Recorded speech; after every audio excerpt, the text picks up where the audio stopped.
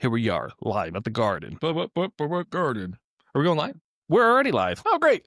Well, welcome everybody to the Investor Shed podcast. I'm Nick Beveridge here with my co-host, the man of the next 2 hours, Jeremy Kitchen. Oh, we're going to have a 3-hour session today. This is going to be such a long 7. podcast. Just World like record podcast today.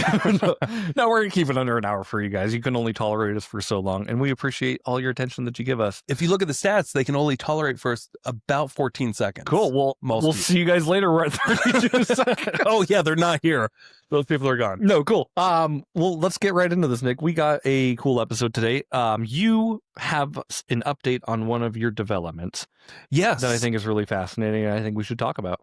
I've been feeling pretty good the last week and a half or so because a big deal that I've been working in the background that was not guaranteed to be such a big deal, but it's now a big boy deal. Yep. We passed.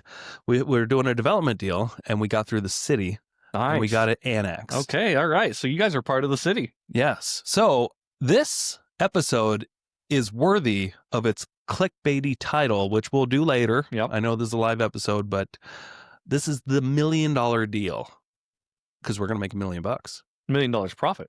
$1 million in net profit. Wow. Yep. Incredible. Yep.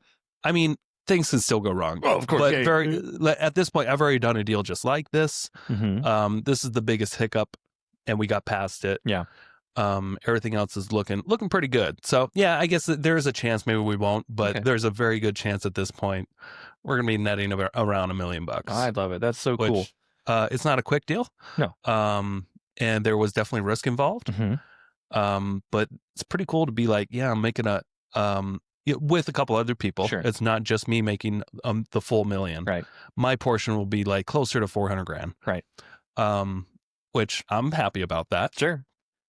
But I'm doing it all with other people's cash. Yep. Yes. You did pretty great there.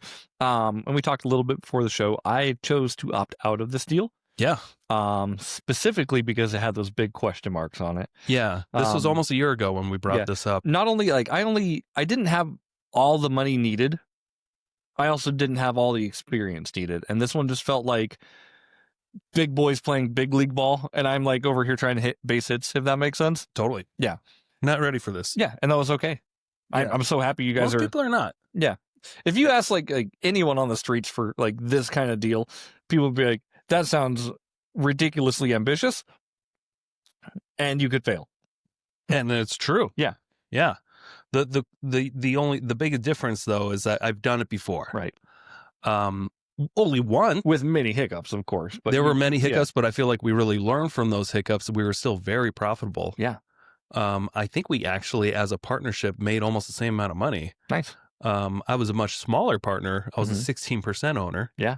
But with that, and we did the deal kind of creatively to where I think I almost made $300,000 or $400,000 nice. on that deal anyway. But even though I was a smaller owner, yeah, one of the larger owners of that deal didn't have any cash in it. So us as the lenders, I was considered a lender on the deal, and I was also part of it. But we were excreting cash from that guy's percentage of ownership because he didn't have money involved. It made a bigger profit for us. Sure. Then I also made a double end of the commission too, which was a $3.4 million deal. Yeah. And I got paid a decent commission on that. Bada boom, bada bing. So there are many different perks. There was the lending perks. Even though I was using other people's money mostly, I was some of mine, but I was still I raised money from friends and family. Yep. To get into this development deal. It took 2.5 years or so, and we eventually did really well. I felt bad for one of the main guys involved because I feel like he did get the short end of the stick, but that was business. He knew what he was getting into, and that's just what happened. Yeah. Well, let's not talk about that one. Let's talk about this deal. Okay. This deal is right across the street from that. So you went right across the street and you bought. It was it had an old house on it, right? Yes. Old house. It was on 5 acres in Post Falls. Yeah, about 5 acres. 5 acres. Okay. Just shy. When you bought it from a wholesaler, obviously. Kind of walk us through that process. I know we've talked about it a few times, but just break down the deal and how it came to be. Sure. Yeah, a wholesaler brought it to me, and he wasn't sure what you can do with this property. But we looked at it initially as just, hey, we're getting a good deal on some acreage properties. This could easily be another development just like the one across the street. Yeah. But it wasn't zoned. It was a county property. So there's just something to know. If you have no clue about development, if you're going to be building a development like a little neighborhood, it typically needs to be in the city. Right. Like this is in the city of Post Falls. It was in Post Falls, but it was county property. Sure. Meaning that it was on its own utilities. It has its own well, septic. It's on its own little island. Yeah. Near the city of Post Falls, because the city utilities, when you consider what's in the city, that's when you're hooked up to the city infrastructure. Right. So the streets, the sidewalks, the trees that are planted, everyone everywhere. Gets one tree. Everyone gets one tree. You're part of the sewer system, the water, all these city infrastructure, the police. Now the city of Post Falls police can help you if there's an emergency instead of just the county sheriffs that don't do anything on this property, which we'll get into that. We just work here. I don't know, man. Yeah. So there's a lot of benefits that come to being in city limits. Okay. You're not just on your own. There's a lot of benefits to also being in the county. Sure, of course. Lower taxes. Right. You're just on your own. Yeah. Own utilities, acreage. Your own wealth's pretty cool. This is a different the development game that we were playing is we're buying some land, tear down the house.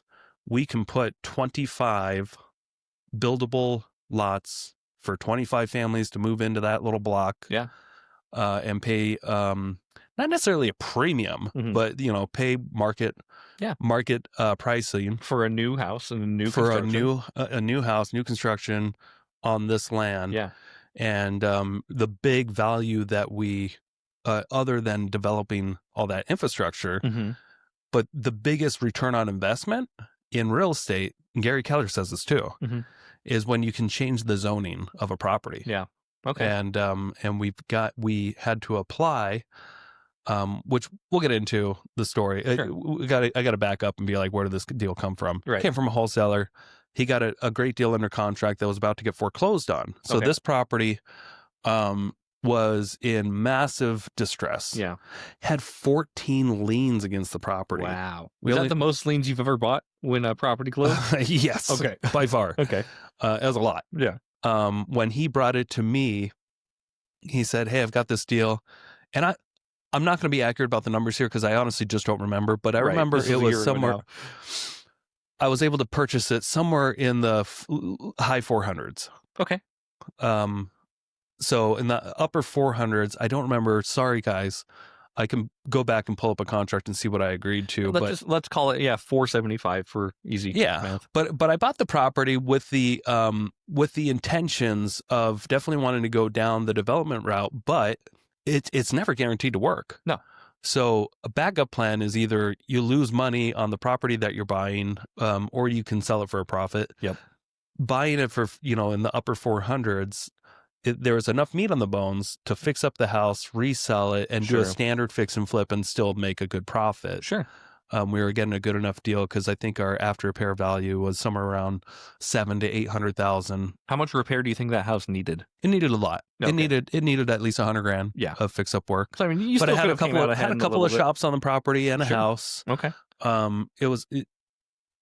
Easily $100,000. But there was a couple $100,000 worth of margin. Right. Obviously, there's lender costs and resale costs, which would cut into that. But I think it was like around $100,000 potential net profit deal if we never got it developed and we just had to fix and flip the house. Sure. So it was it could have almost qualified as like a normal fix and flip if you decided to go that route. Then correct? Sure. Yeah, it's just a bigger deal. Yeah. Are the buildings tore down now or are they still standing? One's tore down. Okay.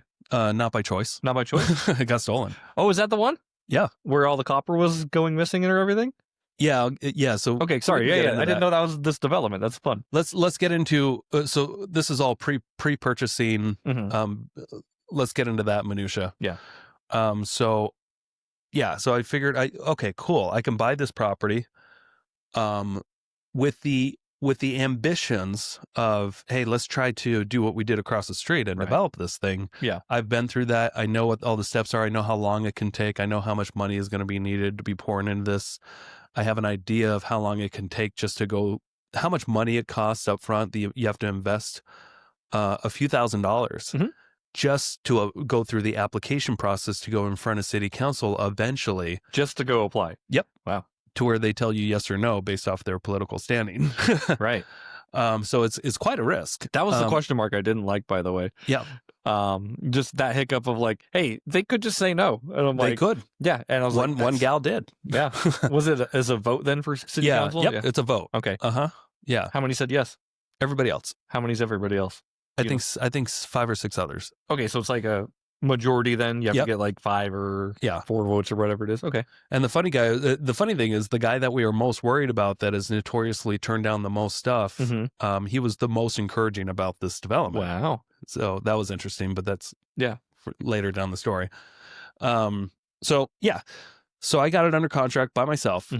And I had the option, I kind of floated it by the old partners of, hey, I've got this deal under contract across the street. Yeah. It's kind of a mess. They're waiting on title reports to come back. I guess there could be other liens on it. I only knew about this one and it was getting foreclosed on soon. Yeah. So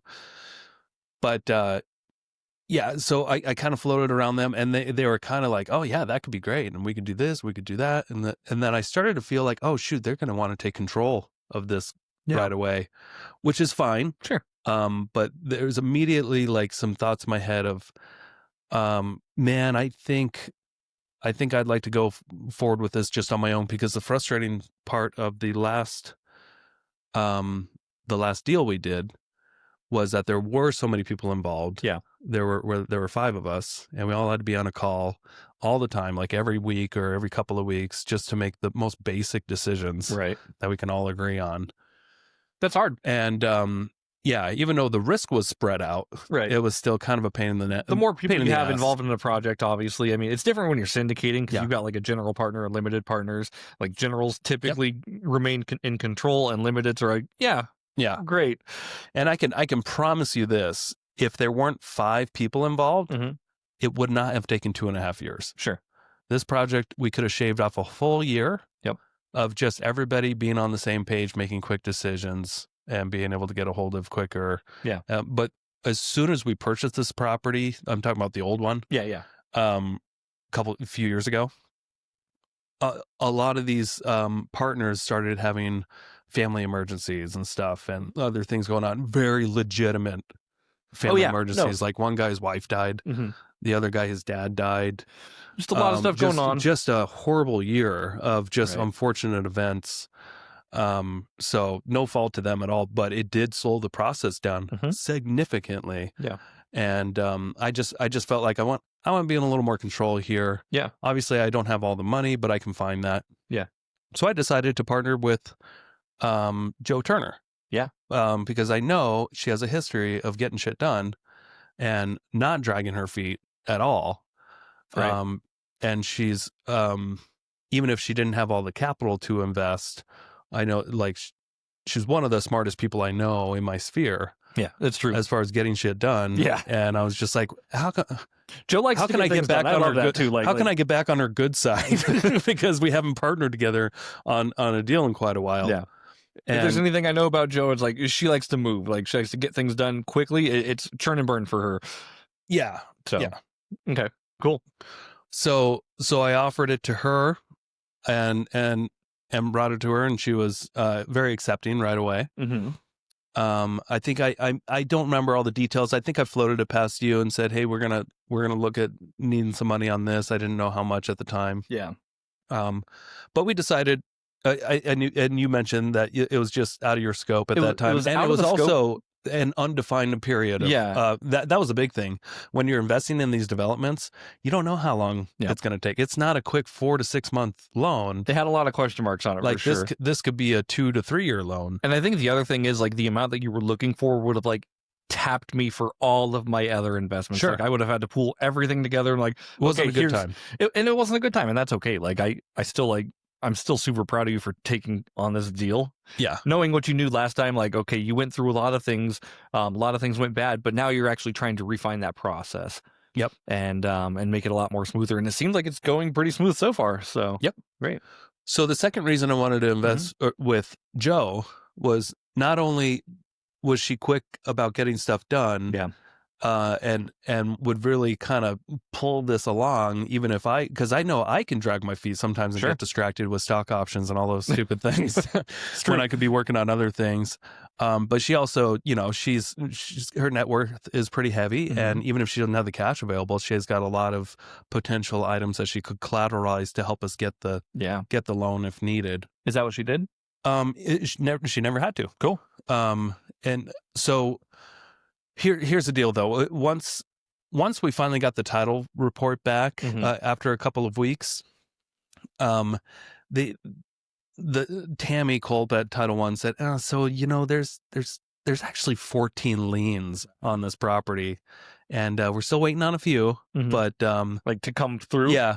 But it's very unlikely that you're going to be able to purchase this property for the $470,000 or whatever it was. Yeah, I think it was 460, something like that. Yeah. Because I remember us paying $200,000 more for the property than we anticipated, and we ended up spending $660,000 to cover all the liens, so that the seller still had some pocket change to walk away with and some motivation, to work with to actually us. get the deal done.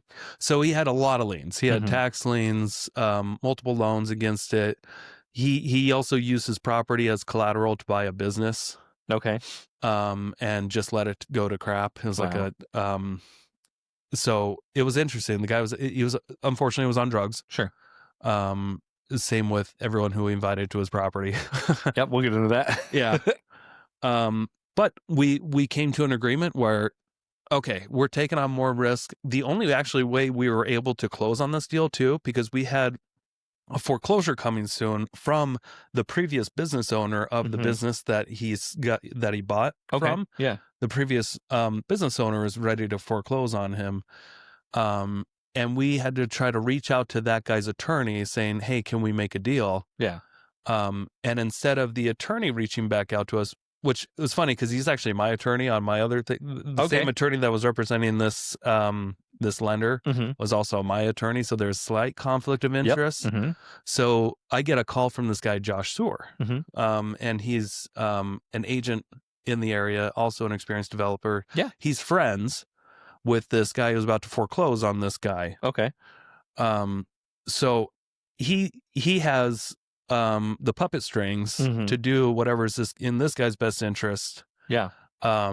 If he can be involved with it at some point. So he asked, there was a lot of back and forth. Right. But of course. Eventually he was able to make the deal happen. If it wasn't for Josh, we wouldn't have this deal. Crazy. Because he was able to get his friend to not collect any money yet and to get it 2 years from now, no payments, but with 10% interest that accrues. Okay, cool. Josh comes in and he's the man that brings the cash, and he got a let's call it 25% ownership in the deal, because I think that's what it was. Yeah, let's call it, because that's what it is. Okay. So he got an ownership stake. He's also an experienced developer. So I'm an experienced developer one time. Yeah. He's done multiples. Yeah. So he's done more than me. Not an insane amount, but he's got more experience doing this. This is what he does for a living, even though he's still an agent with properties. But this is we like used to work together. His bread and butter after being an agent. Okay. So he saw the value in this property. And we all had to come together and realize, hey, if we're purchasing this property for $200,000 more, if we can't get it through the city, there's a chance we're going to lose money on this project. Yeah. Maybe up to $100,000. So we all had to put our hands out and say, go team. And we took the risk. That's how contracts are made, by the way. Yeah. You don't write anything down. No, true. We all had to make a decision. And it was kind of adrenaline. If this doesn't get through the city, we're all going to lose $100,000 probably. Yeah. And we all had to put our hands out and just agree to that. We'll take the losses equally. Did you get that in writing? Did you? Yeah. Okay. Thank you. Yep. But we went in with this with the reality check of, hey, if the city doesn't say yes, we're gonna lose. We're upside down. Yes. Now we did have another backup plan. If the city said no, we were going to make this an RV park illegally just to get the cash flow to help pay for it while Sure. we tried again the next year and applied again. Yeah. So we had some backup plans. Yeah. But we still all knew if the city just like red lights this, we're all going to take it on the chin a little bit, and we knew it was worth the risk, because it's like, would you risk $30,000 to make 10 times that? Right. And I think, like, yes, in your case, it was worth the risk, because you had the capital back it up, you have the assets, you have everything that can, like, okay, if this fails, like, it's not going to wipe me out. No, it wasn't. We're going to take a hit. If I was to do that and I was to lose my entire, like, investing portfolio on this one deal, like that, it just wouldn't have worked for me. I wouldn't have said, I still wouldn't have said yes. So that's one of the big advantages of being in real estate long enough and having some assets, and you can take risk like this, and it won't kill you. Yeah. Like, I'm working 30 on it. We're getting a little bit better. 30 grand wouldn't kill me. Oh yeah. I guess 30 grand would suck. Out. Yeah. It would ruin my week, maybe 2 weeks, a week and a half. Let's call it a week and a half. But I know I can make it back. Right. 30 grand's not fun to lose. No. But it's something that we just agreed to, and we're just going to work hard on making sure that we were going to sell this to the city as best we could. So we were able to close on it. The next step, well, actually, before we closed on it, we had to do a lot of due diligence and a lot of selling, because, like, where's that other 400 grand coming from? Right. Remember, we bought it for 660, and we got 260 pushed to the back end. A couple years from now, we'll pay that. So, but 260 was that lien amount? Yeah, that was the other lien amount that was getting foreclosed on. Yeah. All the other liens added up to about 400. Well, a little shy of that. The guy walked away with, I think, 30 grand or so. Okay. But we had to come up with another 400 grand. We got a hard money loan. And this lender, we've used him a lot before. He saw the opportunity there too, and he didn't need any additional collateral. Nice. So they just said, okay, yeah, we'll fund this. Yeah. And then if you get approved and you want the development money, because it's going to cost us another 800 grand to $1 million, 800 to $1 million. Yeah. In costs, like to develop it. Yeah. So that means putting in streets, putting in the curbs and gutters, sidewalks, putting in sidewalks, putting in all the sewer systems in that whole few acres, putting in all the water, putting in all the fiber, putting in all the power. Yeah. There's a lot. Expanding the road a little bit on the main road, putting in the proper mailboxes and fire hydrants and trees and common areas, the common area landscaping. Yeah. Working with an engineer off and on forever, working with a surveyor off and on forever, because they have to stake every little individual corner on every individual. Hey, quick commercial break here. Thank you so much for listening to this podcast. I really do appreciate it. If you want to give back, let me help you buy a house, or I can help you sell a house. It's the only way I make money when I'm not investing in real estate. I don't make money on this podcast or the events I do, but I do make money only when I help people buy and sell houses. So if you're looking for your next investment and you're here in North Idaho, I want to help you personally. If you are not in North Idaho, I can still help you out. I have a vast network of referral partners all across the country, and I can find the right real estate investor savvy agent for you so you don't have to. It doesn't cost you a thing. Thank you for your support. Back to the show. Visual lot. Yep. And then when, excavators run through it and they have to redo it. Yeah, because they ruin everything. There's a lot. Yeah. They have to they have to tear down all these houses and these buildings and take out the well and take out the septics. Yeah, that's a lot. They have to bring in fill. They have to remove fill. They have to bring in fill. I don't know why they bring it in and take it out so much, but they have to. Yeah, okay. There's a lot, and it approximately costs around, let's say, 30 grand per lot. If somebody's out there trying to figure out how much does it cost to develop a few acres in North Idaho, approximately, depending on how many buildable lots you have. Say that depends on your buildable lots too. Yeah, your prices go up if you have less lots, I'm assuming. Yeah, right. So just figure round numbers. It could be up or down a few percent, but around 30 grand a lot. Cool. So it's gonna cost us for the 25 lots approximately 800 grand. Okay. And that's if you throw in some demo cost for the buildings and stuff. Sure. It's going to cost us approximately 800 grand to develop. Okay. And then almost 75 $100,000 worth of other experts that we have to pay: geotechs, the engineers, the project managers, the surveyors, the land consultant that we hired to help us sell our vision to the city of Post Falls. So there's all these other. You hired someone to help sell the vision? Yes. That's great. Yeah, we hired a land consultant to help sell it for us. Nice. And explain why they should vote yes.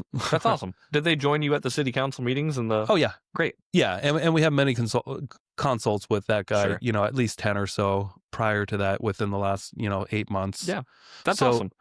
There's a lot to it, a lot more than you would imagine. Yeah, there is. But the cool thing about a deal like this, a flip, is that I'm not going out and doing any.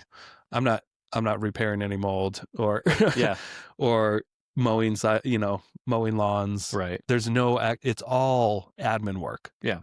It's all just organizing professionals to do the work for you. Yeah. So like you said, what's cool about this, like you're not actually like building houses from the ground up. You are selling it to somebody who will be building houses. Absolutely. Yeah. Okay. And the cool thing is too, once we kind of had our layout of like what this subdivision could look like, which I hired somebody on Fiverr to do for like a couple $100. Nice. Instead of going right to an engineer to, hey, for $10,000, can you give us a layout on this property? I can go right to Fiverr and have somebody do that for a fraction of the cost just to pitch the vision to a builder. Yeah.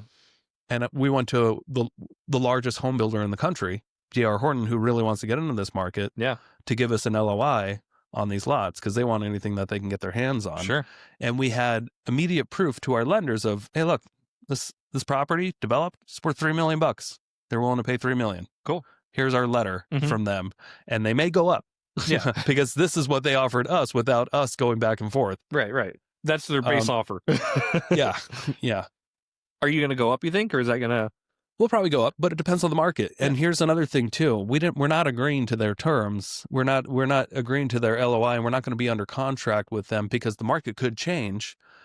And whether the market goes up or down, it doesn't matter. Because if the market went down, they would have the option to back out. Right. If the market went up and our lots were worth more, they're locked into their price. Yep. We'll just hold out and wait. Yeah, for a little while. Some negotiation tactics for you guys out there. Yeah. Don't agree too soon if you're doing something like this to work with the builder. Yeah. Shop it too, and don't be afraid to be open about that. Yeah. Hey, we're shopping, by the way. Like, yeah, it's in the best interest of our investors to shop this deal. They all have a say in it. So we just want to work with the not the builder who's going to pay the most, but the builder that's going to be easiest to work with. Right. And we like the most, but most likely it's going to be the one that will pay the money's going to be important too, of course. No, that's a good tactic. And like these people, like these builders, they're used to doing business with businesses, right? So it's not like, if you come up with a higher offer, they're going to be offended. It's all just business to these people. They're not in the commercial world. People don't get offended like they do in the residential world. Is easy. Like if you tell them like, hey, by the way, we're shopping this around, they're like, yeah, everybody does. Yep. Well, yeah, I'll go to my boss and we'll see if we can go up any. Yeah, I don't make the decisions right now. We got to run it through the ranks. You're usually not dealing with the guy that's got the money sitting in his bank account. Right. We need to. You're dealing with an employee Mm-hmm. Whose job it is to get land. Yeah. And they're incentivized to buy land and line up projects for their to keep their stockholders, yeah, for their shareholders of the company to see continuous production. Right. So yeah, in the last subdivision that we sold to Lennar, the second largest home builder. Okay. So are you going to shop Lennar too then? Oh, for sure. Okay. Yep. Cool. Yeah. Assuming that they want it, if it fits their vision, which probably does. Yeah. It's affordable starter homes. Sure. Like easy to sell stuff. Are they going to be townhomes? Or are they going to be like connected, or are they all going to have their own individual houses on them? So this is what helped us get through the city council. They are going to be detached single family homes on small lots. I love it. And we're able to prove that these types of homes sell for, on average, 23% less than the average standard lot size. Gotcha. So these are a smaller lot size. They're on average around 5,000 square foot lots. Okay. Versus your standard lot size are around 7,500 to 9,000, somewhere in there. Sure. So these smaller lots that like fit still a normal size house, but there's just not much lawn at all. Sure. They on average sell for 23% less. So like $399 in Post Falls. Cool. That's is a an good price. versus $500 and I should buy one of them. Yeah. So they but they're just they're starter homes. Yeah. You know, and whether it's affordable or not is irrelevant. This is the most attainable that we can come up with. Right. You know. Yeah, for sure. So that actually helped the city council not reject it. Like, well, the community needs starter homes, so it's a no-brainer. Yes. Right. That was 6 out of 7 people's opinion about it was, yeah, we really can't do the city a disservice by declining this stuff because people are in need. Like all their kids are looking for homes. Right. And y'all know what it's like out there. This is this type of product helps. You know, it's all about supply and demand. If you can increase the supply of cheaper homes, that's better for everybody. Yeah. So you guys aren't actually doing, again, like you're just selling the dirt to a developer who's going to build the houses. You don't have any say what kind of houses are going to go on these once you give them to the developer, correct? Like, are they all going to be like the similar models, or are there going to be like 5 or 6 to choose from? They gave us elevation plans on ideally what they would fit there. Cool. So way in advance of us even going to, let's say in advance of us going to our final planning and zoning with the city of like trying to get a subdivision approved. Yeah. They're already trying to fit their product on these layouts and asked us to make slight adjustments. So we're actually working with D.R. Horton at that level to where they already have their houses that would fit these lots and ask for some tweaks on a couple of these lots. Which is fine for us. Like we want a sellable product. We want to work with them on that. Yeah. Doesn't mean we have to sell to them when we're done. Right. Somebody else can build these homes. But that's But now we have the elevation plans that would be ideal. That's also incentive for you to, I guess, raise that price if it makes sense. Yeah. Because you're already working with them and they're already like committing like time into these resources and stuff. And like we're probably going to sell to DR. Right. And I'm not saying you shouldn't, but like, you know, but they're helping you guys. They're helping like build these plans and stuff. That means they're interested. Yeah. And like they already have a time investment. So if they have that time investment, maybe you just raise the price a little bit on them. I mean, they're not just interested. They check in every month or so. Like, hey, how's it going there? You know, we get our houses ready for us yet? We want those not houses, lots. Lots, yeah. They want their lots. We want some dirt. So to recap, we bought the land for $660. Okay. And there's approximately $1 million worth of development that needs to go into this, and we're gonna sell each lot for approximately, let's say, $130,000. Yeah. Resulting in after selling cost and lender fees and all that stuff, we should net a little over $1 million. Okay. Is what it's looking like. Awesome. And that's with paying so we're also getting like, where's that additional $1 million coming from? Well, first I'll back up. Josh, who came into the deal that made the deal happen. Yeah.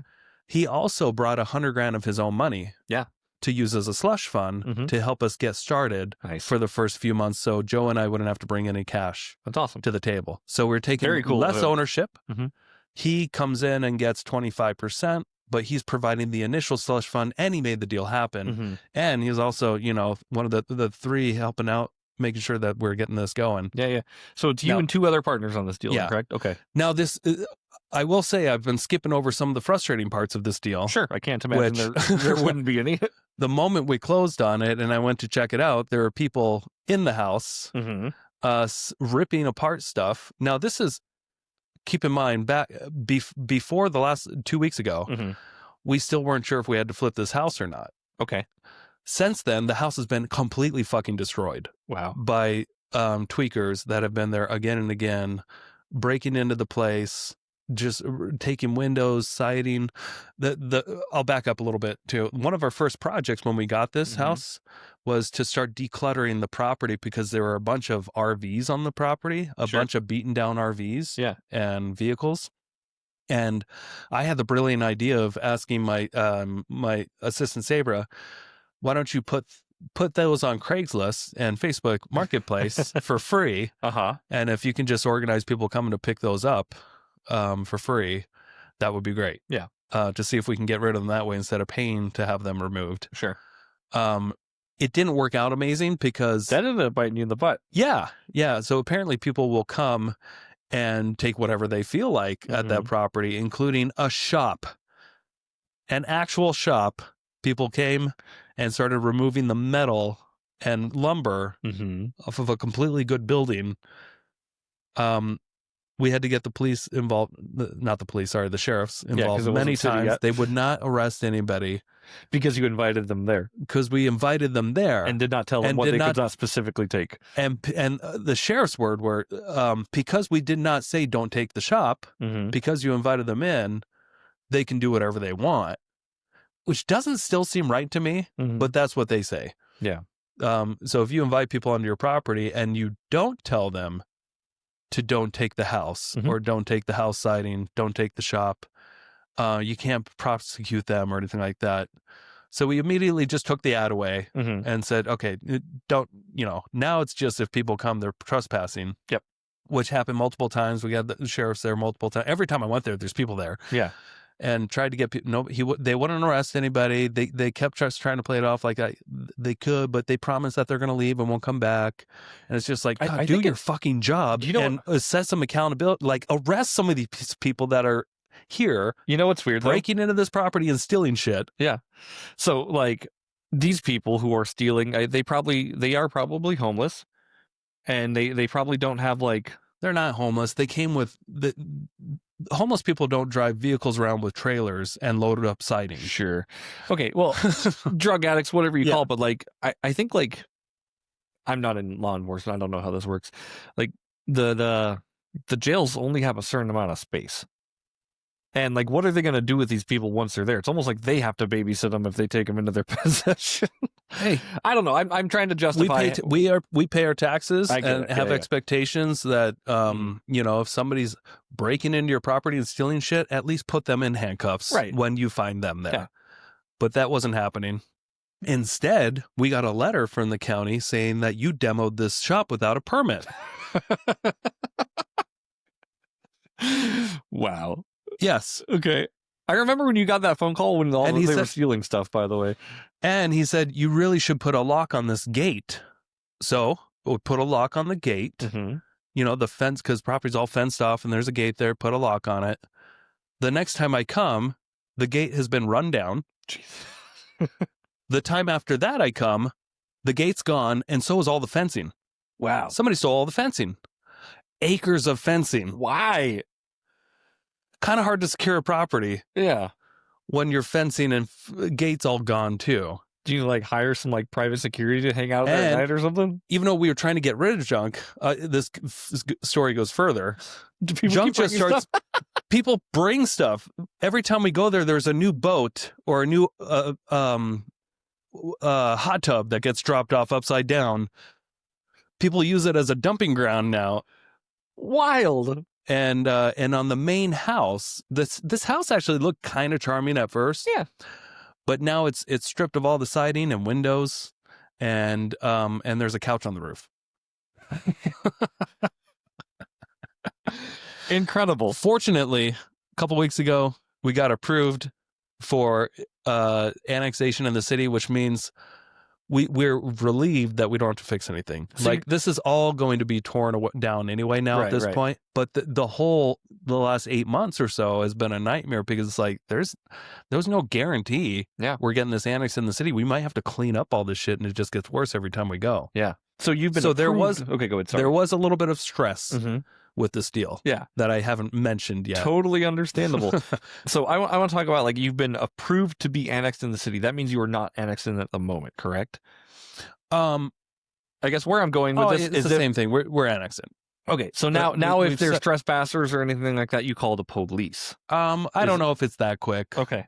It's a process still, but the fact is there's no more. We can now continue. We can go to our engineer and get our subdivision plan done, bring it back to the city, but there's no more political voting. Yeah. It's just like, does this subdivision now meet the criteria of a subdivision? If so, they have to say yes. Yep. Not the city council, the planning and zoning commission. Cool. So you're past. So you're past. we're past council. we're past getting approvals. Mm-hmm. We can just move forward and work and get this project done. Okay. And I want to talk about, obviously, people tearing down your fence and just continuing, like, you're trying to get rid of stuff, more stuff keeps coming there. That's such a weird thing to do. When you get rid of the house and you get rid of everything on the land, do you think you're going to have trouble keeping people off the land while the builders are flattening out the land? No. It'll be so much easier because there's going to be, contractors, there, heavy equipment every day. It's going to be it's going to be like across the street. But now it's been a safe haven for people to go wander around because there's so much junk there. Sure. I've never seen so many needles in my life. Really? There are needles everywhere. Wow. I had no idea people do that much heroin. I'm assuming it's heroin. I don't know what else you shoot up with needles. I don't know. Yeah. But an insane amount of needles. Okay. All over the place. All in the house or all around the property and stuff? Mostly in these trailers. Okay. Around the property, but definitely in the house too. Cool. So when you remove the trailers, you're just gonna have somebody like just pull the trailers away, right? And like we were getting bids. Okay. For professional companies to come do this stuff, and we're not doing it. Please don't touch it. We threw our hands in the air again. We're not doing this. And we're done working. We're ready to break. Out. And also, what a cool thing that our engineer provides as a service is the project management for an additional $4,500. Great. And we're all looking at that and we're just like, fucking A, we don't have to manage the contractors either. They can do it. Mm-hmm. We'll take this option, please. That's we'll go back to our offices and Mr. Burns or whatever it is. Split is. Okay. Do our work for us. Thank you. Interesting. Man, what a wild ride this one has been so far for you. Like, obviously you've been in real estate enough that you know that like people steal stuff and like, but this one just seems like a dramatic case of that happening. So this property had a history of tweakers there anyway, and I guess they just, even though the property sold, they didn't really care, and they just kept coming back. Yeah, and I think that was a reality of why it attracted so many characters like that. Yeah, was because it was such a hodgepodge, cool hangout for people with drug problems, and that they just didn't care that, like, it even got better now that there wasn't an owner there. Sure. Yeah. They're like, oh, no, we can do whatever we want. Nobody's actually like watching us. Yeah. The cops don't arrest us. Right. We can do whatever we want. My worry is, and I'm sure this will be alleviated, but like you said, there will be heavy equipment there and stuff, but there's also going to be a lot of materials left there. So like one day you will have your windows hanging out and you will have, your building kits. That's actually not on you. That's on the builders. No, we're just on the land. Yep. Never mind. I don't need to worry about that. We're improving the streets. I don't think anyone's going to steal the manhole covers. Right. Well, maybe. Yeah. I guess they go for $250 on Craigslist. Do they? But that's not on us. Yeah. That's the developer. Mm-hmm. Once you sell it, it's like, here's your problem. Yeah. We're not buying the manhole covers. That's the contractor that we're hiring to install that stuff. So you're getting bids to get all this stuff removed. Have you actually talked to any companies lately, or what's like? Oh, sure. Yes. What's the bid? Give me a number of what that's going to cost to get all that stuff removed.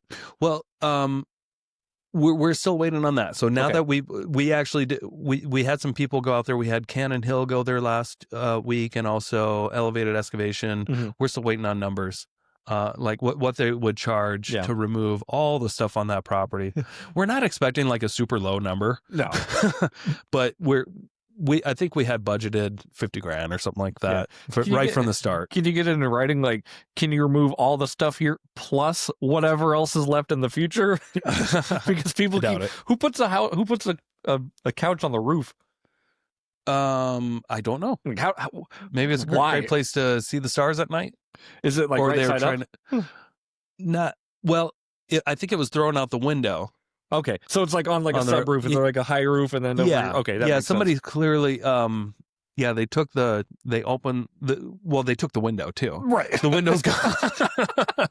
Okay, and decided this couch they just need to push it outside onto this roof, and I don't know if they use it as a hangout spot or like don't tell mom the babysitter's dead. Yeah. Okay. I think they had a couch on the roof in that That's a deep show. cut, man. Yeah. It's remember Drop Dead Fred? Oh, I don't think I've seen that one. No, That's it was an around old the same 80s movie. Yeah. Too? Yeah. The girl who has like a best friend who's dead.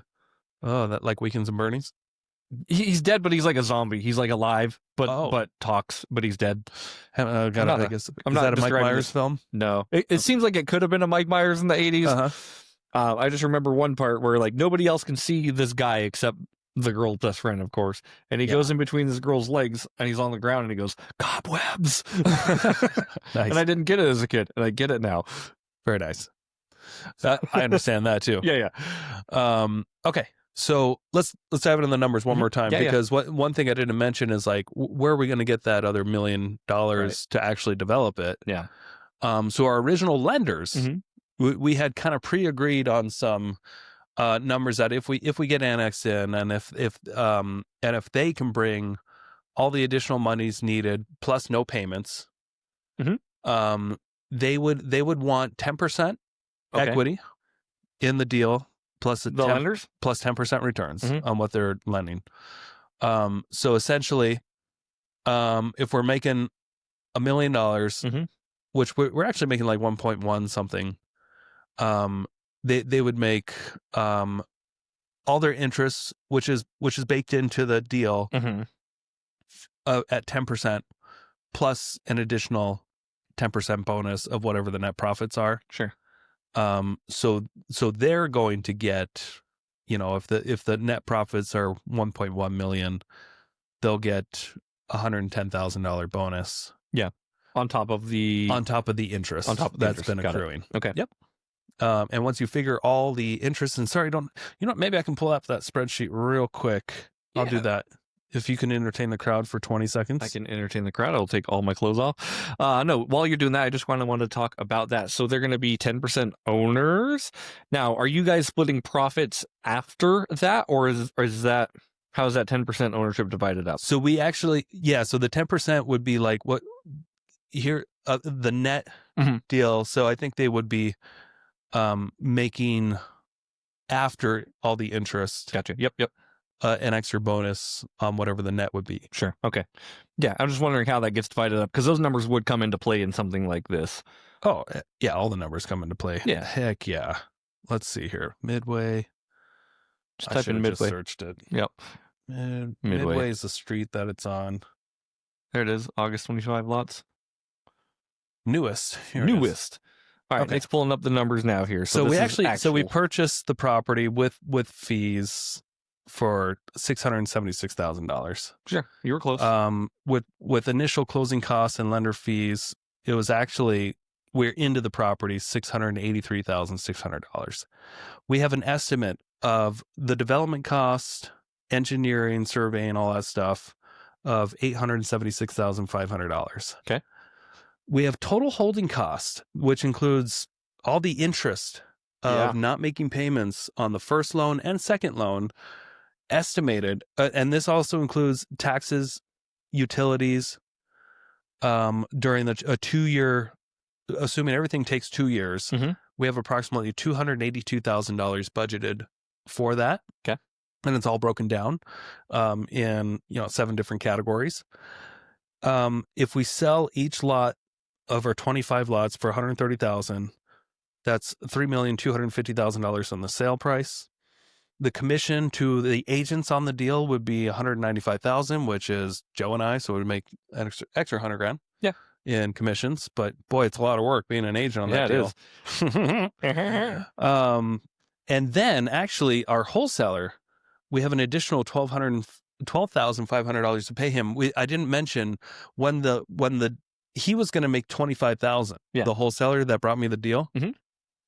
Once we realized that there were 14 liens on it and we needed to pay $200 extra grand, I asked him, "Hey, do you mind shaving that wholesale fee down to $12,500, cut it in half? If we get it annexed into the city, we promise we'll pay you and we'll put it in writing. Yeah. Your full $25,000. Right. But if we never get it annexed, are you good with $12,500? Yeah. Because we're going to lose money. Right. Most likely on this deal." He was good with that. Yeah. So we have it budgeted in to pay him an extra $12,500. And then our other closing costs, title insurance and all that stuff, and escrow fees of $24,375,000. Making what's left over, our net profits would be $1,175,863. 10% extra would go to investors, leaving us $1,058,276 in estimated net profits. Joe and I would receive approximately $400, and Josh about $260. Cool. Josh brought $100. Yeah. That's with him getting his money back.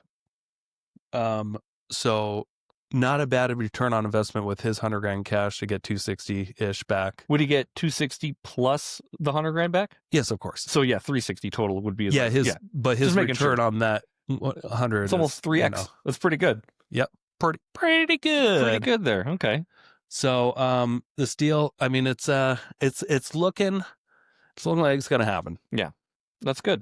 Just need realistically probably another 12 months to get through all this, and I'm excited to have a nice big payday to look forward to sometime by the end of next year. Yeah. And what's cool is you've got enough margin in this thing. If a couple things go awry, like I think you're still going to be okay because you're hitting really good margins here, and you've got a good profit margin, like I said, and like it looks like it's a winner right now. Yeah, and this would be my first $500,000 deal, because if you include my commission on it and then add my net profits, I mean you're damn near, you're like so close to $500,000 in net profits. How much money did you put in this? Nothing out of your own pocket. Nothing yet. I mean, just driving there and getting frustrated here and there. A lot of my time. It's not like I haven't done anything to make this. We've done a lot of the organizing of hiring everybody, getting bids. There's still a lot. But It should be pretty fun. So I have one more final question. We can keep going if you want, but I think we're getting close to the hour. This is an interesting question, not exactly dealing with this deal, but deals in general. Yeah. So obviously you decided to cut in the lenders in the profits in the deal. And why did you decide to do that versus just paying them 10% of their interst? I don't have $1 million. That's what I wanted to get to. Yeah. So because it's kind of, we just need them. You just found a clever way to use leverage with it, and like you can give away a small piece of your pie in order to make a big piece of pie. Yes, it's easy, and those are going to be pretty amazing returns for them. Oh yeah, because not only do they have to not do anything, they really don't have to do anything but just put their money in. Yeah. And now that it's annexed in the city, it's a much safer loan. They put their money in a pot and they go, and then they wait. When they wait, and they go back to doing whatever they do.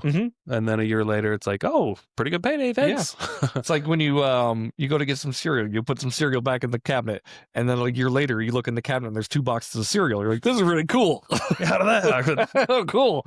It's because your wife went to the store. Yeah, somebody made that happen. Is how that works. So that was my final question, of course. But I just want to talk about how you leverage and why you leverage and what percentages you give away versus what you keep. Like clearly, like you got the deal done with Josh. He seemed to be like the MVP in this deal. Yeah. It wouldn't have happened without him, right? No. So like if I was this partner in this deal and I decided to like invest all my money into this, I wouldn't have had these resources to get this done. You guys probably wouldn't have got this far. Right. So you chose well. Yeah. So here's why most people won't do this. And what even though it just sounds amazing, most people will look at something like this and they'll look at, wait, the total profit is almost $1.2 million. You're going to do all the work and only get 396. That's unfair. How so? Right? This deal would have never happened. I don't have $2 million laying around to invest for 2 years. Yeah. But I think I could be wrong, but I think a lot of people would see something like this and be like, ugh, I cannot believe you're paying so much to all these people, but you're doing it all. Yeah. That's a different way of thinking about it. Yeah. But I'm pretty happy. Yeah. Pretty happy. And we'll see. And it does not mean that there's going to be more hiccups along the way. I'm we're going to have there problems. will be. Oh yeah. I've been in real estate enough to know that like You're not done with your problems yet. Yeah. And this isn't necessarily best case scenario either. This is assuming it takes a full 24 months. Mm-hmm. And we have a little bit of a buffer, and we don't get anything more than 130 a lot. Yeah. Which we were already promised. Yeah. Kind of. So I don't know. It's looking good. Yeah. It's not a done deal yet. We'll revisit it next year. Yeah. When it is done, and see how accurate this spreadsheet ended up being. When you're negotiating with builders, so obviously DR Horton gave you a letter of interest, letter of intent, right? Letter of intent. Letter of intent. Yeah. Can you take that letter and can you take it to Lennar and say like, hey, they said they'd pay this. Sure. And then like they go up and then you go back. Well, Lennar said they'd pay this. Like, can you start zigzagging? Is that efficient? You absolutely can. Yeah. What was more incredible about having that was we were able to bring that to our lenders and be like, look, it's pretty secure. I don't have to like this. These people are willing to pay this, and we already have a contract that we don't have to sign. Right. But there is a demand for this product that we want to build. Yeah. That's awesome. Yeah. It seems like this one is definitely going a lot smoother, minus all the people stealing stuff and bringing more stuff to your property. Bound to have issues in real estate. Issues. Yeah. If you can't handle the issues, I don't think this stuff's for you at all. Yeah. This is what keeps me alive. Yeah. I mean, can you imagine bad way to do it. If we didn't have all these issues, this industry would be so fucking boring. Yeah. So boring. You could play No Man's Sky in peace if you didn't have any issues. Yeah. Yeah. Well, cool. I'm excited to see what you guys do with it, and I'm excited to see it come to fruition and close, because I think thank you. Me too. You've passed a lot of the hurdles, and I'll just be patiently waiting to hear updates, because I want to hear you about your wins. Oh, thank you. Oh, you're welcome. Well, thanks for listening, everybody out there. I hope this was entertaining, somewhat educational. I hope it was educational. Yeah. Jeremy has got a lot of books to give away. So if you want to make a deal with him, he can get you the $100 million money models book. It's right there. You can look at the title. $100 million money models. $100 million. It is $100 million money models. Yeah. No, I've got a lot. Also, Nick's going to be giving some away at his investor groups. Yep. So go to those and enter for your chance to win a free book that could change your life. Send Jeremy a picture of your boobs and he might send you a book, whether you're a dude or not. Yep. I'm going to start a fundraiser for you that you did not welcome. Why am I getting so many breasts on my phone? You're going to get me in trouble is what you're going to give me. I know. Yeah. All right. You guys know what to do. Yep. Jeremy's cell phone number is 208-704-0320. That's the number that you text your address. Have a good day, everyone. Bye-bye. Bye. Thank you so much for checking out the Investor Shed podcast. If you enjoyed your time, make sure to leave a 5-star rating and review on Apple Podcasts and Spotify. Follow along on YouTube, TikTok, and Instagram at The Investor Shed for shorts and promos about each episode. Do you want to be a guest or know someone who has great real estate investing advice and stories? Reach out to us at theinvestorshed@gmail.com.